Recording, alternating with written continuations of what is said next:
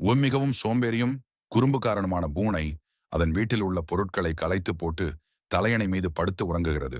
அதன் முகத்தில் ஒரு குறும்புத்தனமான சிரிப்பு. வீட்டிற்கு வெளியே ஒரு வயதானவர் அன்பான புன்னகையுடன் பூனையின் சேட்டைகளை பார்த்து கொண்டிருக்கிறார். அவர் கையில் ஒரு சிறிய தடி உள்ளது. ஒரு நாள் அவர் பூனை, நீ நல்ல பூனையாக மாற வேண்டுமா? அப்படியானால் புனித நதிக்கு சென்று ஒருமுறை நீராடு என்று சொல்கிறார். அந்த புனித நதி வெகு தூரத்தில் ஒரு பெரிய மலையின் உச்சியில் இருந்தது. பூனை நடக்க ஆரம்பித்தான். வழி மிகவும் கடினமாக இருந்தது.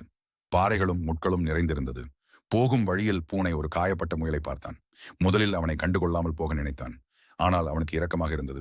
முயலுக்கு முதலுதவி செய்து நடக்க உதவினான். ஒரு மானை பார்த்தான்.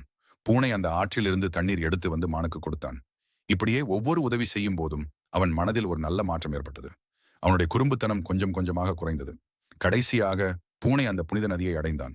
அவன் அந்த நதியில் இறங்கி பார்த்தான். ஆச்சரியமாக அவன் மனதில் இருந்த கெட்ட எண்ணங்கள் எல்லாம் போய்விட்டது போல் உணர்ந்தான்.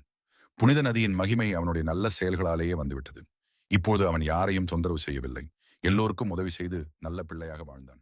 To stay updated, please like this video, subscribe to our channel, and click the notification bell icon.